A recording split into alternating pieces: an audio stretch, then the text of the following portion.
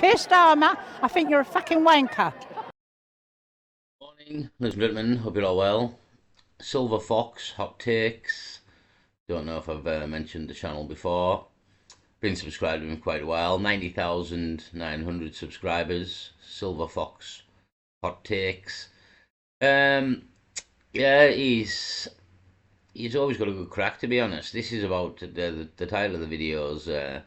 60,000 jobs destroyed within 3 years, and these are good paying jobs as well.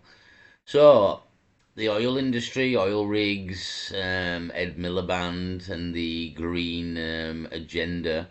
Ed Miliband given 10 billion, I think, 10 billion pounds Ed Miliband was given for his green bollocks. And yeah, this is the oil industry, which isn't really in the green zone, is it, suppose? So, is this part of the plan?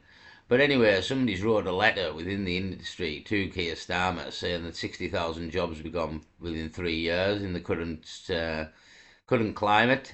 So hold on, we'll have a listen to this. Hi, welcome to another episode of Hot Takes. There is an energy association, I suppose what you call it, trade association for the oil and gas industries. It's called Offshore Energies UK. What else would it be called, I suppose? It's written to Starmer, and it's warned him that between now and 2030, given his current trajectory, approximately 1,000 or maybe a little bit more jobs will be lost every single month. Direct and indirect jobs relating to the oil and gas industry. This is sort of between 52 and maybe 60,000 jobs gone in the next 4.5 years.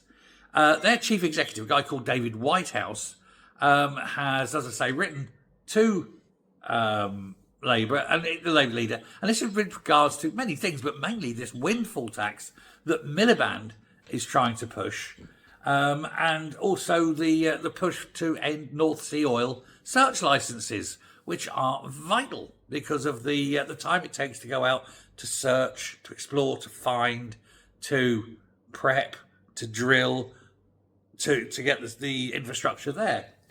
He said, today we're seeing skilled jobs being lost at a scale that would be unacceptable in any other sector. Almost 1,000 direct as well as indirect jobs are set to be lost every month between now and 2030. But with supportive government policies, it doesn't have to be this way. Now, our energy imports last year increased by 40%. So it's not as though we don't need energy. We need ever-increasing numbers of energy. Numbers, amounts. And of course, that's going to continue as we keep bringing people into the country. All those mouths, they need feeding, heating, a job that requires energy, etc. And when you've got a 40% increase on the amount of energy you're importing, which means money in this country going out to Johnny Foreigner, and you're sitting there with hundreds of years of oil and gas that you're aware of, plus 9,000 years of frackable gas, plus 20,000 years of coal, you have to wonder why this government is so determined to screw this country on every single policy. Every single one.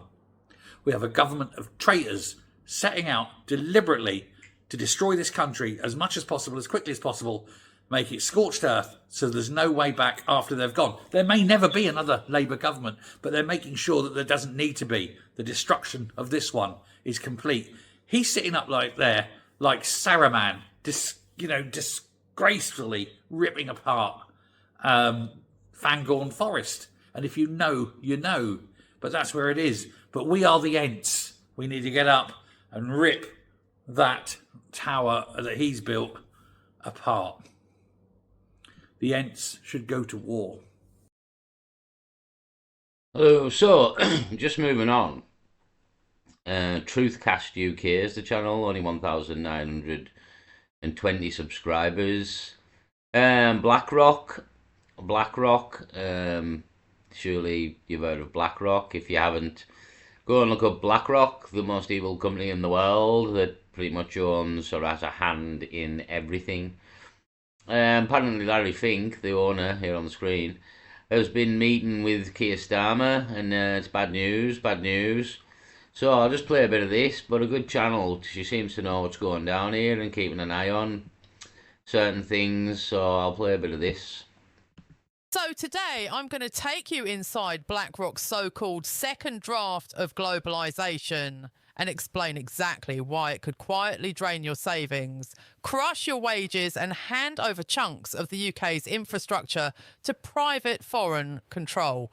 And no, this isn't speculation. Larry Fink has met directly with both Starmer and Reeves to push these ideas. BlackRock's pitch is simple.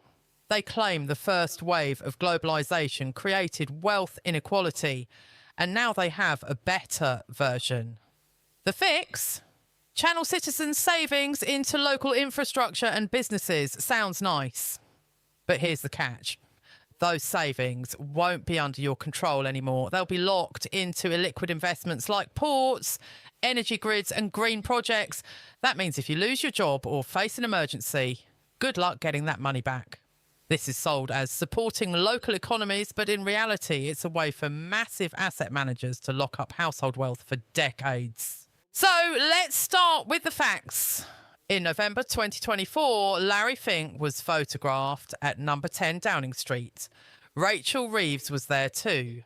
In April 2025, after another round of meetings, Fink gave interviews praising the UK's economic direction under Starmer's leadership. These meetings weren't about helping small businesses or reducing your energy bills. They were about making Britain more investment-friendly for BlackRock's global plans, which means creating the perfect conditions to move UK savings into their chosen projects. And here's how it works. More people are nudged or shoved into becoming investors through pension auto-enrolment. Once in, your money is managed by asset managers like BlackRock, and they decide where it goes. You might think you're saving for retirement, but in reality, your money could be funneled into giant infrastructure projects, ESG-driven green deals, and even digital surveillance-linked technologies. All because these tick the UN. Yeah, surveillance-linked technologies to keep an eye on all of us, basically. When we lock us all down in this, the New World Order, run by corporations, not governments, is the way of things. And corporations don't give a shit about you. Don't be thinking you get no human rights when the corporations run the world. Sustainable Development Goals boxes. Under those SDGs and ESG rules, sustainable infrastructure isn't just wind farms or solar panels. It can include nationwide digital ID systems, facial recognition networks, and smart city surveillance. Yeah, this is all being rolled out as well. It's all getting rolled out. ID cards. Grids. These are sold as green because they claim to cut waste or reduce emissions, but they also expand state and corporate monitoring powers over your daily life. And remember, these investments are illiquid. Once your money is locked away, you can't just sell out if times get tough. This isn't just your pension, it's your financial freedom being redirected into projects you didn't choose with rules you can't control. Larry's Globalisation 1.0 sent the jobs abroad. Globalisation 2.0 brings the cheap labour here. Instead of raising wages for UK workers, we import lower-cost labour to build the very infrastructure you're paying for. The result, wage suppression in sectors like construction, care and services, exactly where wages should be rising. At the same time, housing demand goes up, pushing rents higher and inflating service costs. You end up paying twice, once through your pension contributions and again in your cost of living. BlackRock isn't just managing investments, it's buying hard assets. Around the world, they've been acquiring airports, ports, utilities, and the UK is firmly in their sights.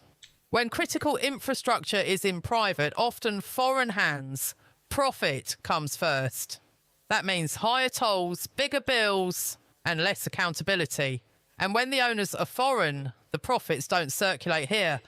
They leave the country entirely. And this isn't just about physical assets. The ESG agenda means your money could be tied up in ideological projects dressed up as sustainability. That includes Tony Blair's ideological beliefs of digital ID programs, biometric surveillance systems, and AI-powered monitoring in smart cities. These are branded as sustainable because they claim to improve efficiency or reduce emissions. But in practice, they're about data collection, tracking and control. If your pension is funding this without your consent, you're effectively paying to build the systems that will monitor your life. And one Yeah, I've said it before. The peasants, in effect, built the prison that will imprison us all. We built this prison for the elites to imprison us all, and we paid for it as well. That's the beauty of it. We paid for it, we built it, and yeah, everybody's gonna hate it. Everybody's gonna hate it. once they're in place, you don't get a say in how they're used. So here's the hard truth. You lose control over your savings. Wages stagnate while living costs climb. National assets slip into foreign ownership. Market competition dies. Success depends on political connections, not The corporations take over. merit. And all of this is wrapped in language about helping the economy or going green. But for most UK residents, it's not help. It's a transfer of wealth and control from the many to the few. We've been here before. The first wave of globalisation gutted our manufacturing and left communities behind. This second draft could be worse because it's coming for your savings directly. With Starmer and Reeves meeting Larry Fink behind closed doors, the UK isn't just drifting into this plan, it's being steered into it. And unless people start asking hard questions now, we'll wake up to find we've funded the very system that prices us out of our own future. So here's the question. Are we really going to let global asset managers and politicians in closed-door meetings decide how our savings are used, what our wages are worth, and who owns the very infrastructure we rely on? If you think the public should have a say, don't just nod and move on. Share this video, leave a comment with your thoughts, and let's make sure more people understand exactly what's at stake. Because the moment we stop paying attention, the moment we stop speaking up is the moment they win. And I don't know about you, but I'm not ready to hand over the keys to Britain's future without a fight. I'll catch you all on the next one, folks. Yeah, well, she's right, like, again, it's, I mean, that looked like AI, the woman, but obviously she's not showing her face. But very informative, and again, she needs more subscribers. Truthcast UK, the channel, because she knows what's going on in the background here, and BlackRock and the companies are taking over, and yeah, it's a global takedown. And again, I think the guy in the first clip said the same thing. I'll say the same thing. There's 3 people in one video. That's what's happening here. We're getting absolutely done over, and when we're done over, and no one's gonna like where we're going. Nobody. Absolutely hate the New World Order. Is that what, if you want to call it that? But whatever you want to call it, you're gonna hate it. So the people need to wake up real quick, to be honest, or everything they'd ever loved will be gone. And you can kind of see it coming now. You can kind of see it coming. So I'll leave it there. But yeah, it's time to wake up. Peace.